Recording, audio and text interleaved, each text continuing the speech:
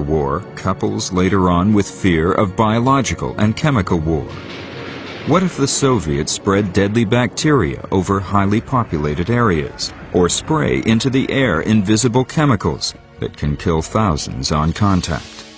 A decision is made in high places. Tests are needed. San Francisco Bay, California, 1950. During 7 days in September, the Army simulates a bacteriological attack on the city. Declassified Army documents reveal that in 6 such attacks, large amounts of bacteria called Serratia Marcescnes are sprayed towards San Francisco from a small Navy boat in the bay. Carried by the wind, the airborne bacteria spread over a large area. The Army wants to know how far the bacteria can go. These declassified maps of the actual test show the extent of the area that is covered. The Army decided to do what was called a vulnerability test program. And the effort was over a period of 20 years, actually, between 1949 and 1969, when hundreds of tests were conducted over populated areas to see whether, by spraying germs and certain chemicals, whether they would endanger a large population. And the Army did spray a lot of bacteria around, although they weren't the highly dangerous kind that would be used as an actual weapon. The bacteria that they used did have some health risks. The invisible attack would probably have gone undetected, but something goes terribly wrong. A few days after, 11 people are admitted to the Stanford Medical Center in San Francisco. They are all suffering from a severe bacterial infection. One of the patients, Ed Nevin, dies. I was 9 years old in 1950 when he died.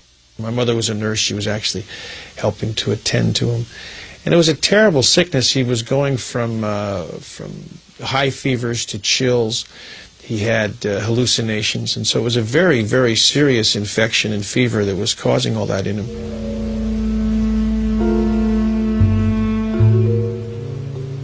The Serratia Marcescnes infection is so unusual to the doctors and scientists at the hospital that 3 of them team up and write a scientific article about it.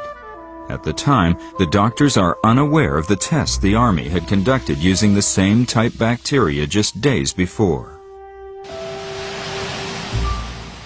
The scientific article is published in October 1951 in the Journal of the American Medical Association, reaching a very limited readership.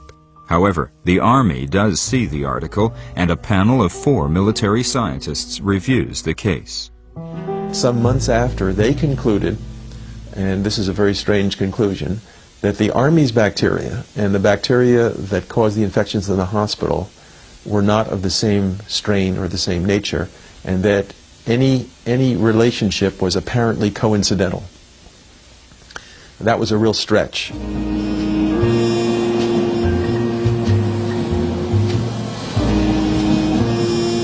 It takes 25 more years before the story finds its way out into the open.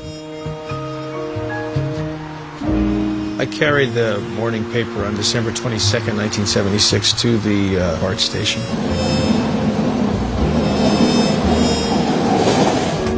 I was reading the front page and read with some interest because of my work as a trial lawyer. The front page told a story of testing that was done in 1950 in San Francisco. I was surprised, but actually somewhat cynical as a trial lawyer. Nothing surprises me anymore was sort of my then 35-year-old attitude. I turned the page and was shocked to find my grandfather's picture. And they related the story that in fact he was the only one who died from the testing, that he died from Serratia Marcescnes, the very bacterium that was sprayed in the air. Nevin consults with his family and decides to take the federal government to court. The trial begins on March 16, 1981, more than 30 years after the actual event took place. The heart of the case to me was that you can't test American people like guinea pigs. I mean, if we have anything in our country, we proudly look at with disdain upon the practices of the Soviet Union and the Iron Curtain countries of those days in the midst of the Cold War. So the heart of the case to me was this terrible discovery that we were no better than what we were describing. 3 months later, on May 20th, the Honorable Judge Conti rules against Nevin on all counts. He concludes that the Army's decision to test falls within the discretionary function exception, which gives the United States government immunity from lawsuits on such matters. The United States Supreme Court later upholds this ruling. What would have been required to win this case would have been to overcome hundreds and hundreds of years of tradition of governmental immunity that we got from England, and that was a king. And it was still a remnant of our law, even in America, with our form of government.